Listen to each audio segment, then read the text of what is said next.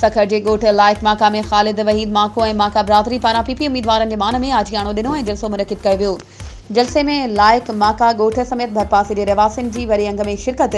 जलसे खे ख़िताब कंदे PS24 जे उम्मीदवार सैयद फारूक खुर्शीद शाह ऐं ॿियनि चयो त पाकिस्तान पीपल्स पार्टी हमेशा अवाम के रोज़गार समेत खुशहाली ॾिनी आहे, पर अफ़सोस सां चवणो पवे थो त अॻूणनि हुक्मराननि अवाम खे बेरोज़गारी, महांगाई, बदमनी ॾिनी ऐं बुनियादी सहूलियतुनि खां महरूम रखियो। 8 फरवरी ते मुल्क ऐं अवाम जी तक़दीर बदिलाइण जो ॾींहुं आहे, जंहिं करे अवाम PP उम्मीदवारनि खे अक्सरियत सां कामयाब कराए त जीअं मुल्क जो ईंदड़ वज़ीर आज़म बिलावल भुट्टो ज़रदारी खे बणाए त मुल्क में खुशहाली समेत महांगाई, बेरोज़गारी जो ख़ात्मो अचे।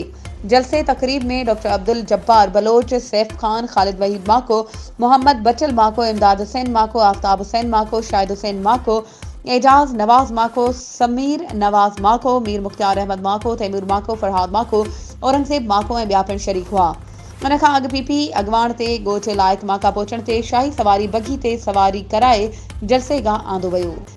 इलेक्शन 2024 जे सिलसिले में तव्हां बि पंहिंजे तक जे पसंदीदा उम्मीदवार खे कामयाब बणाइण ऐं इलेक्शन मुहिम में सपोर्ट करण लाइ CN न्यूज़ ते इश्तिहार ज़रिए पंहिंजे उम्मीदवार जी चूंड मुहिम में हिस्सो वठी सघो था, त पोइ देर छाजी।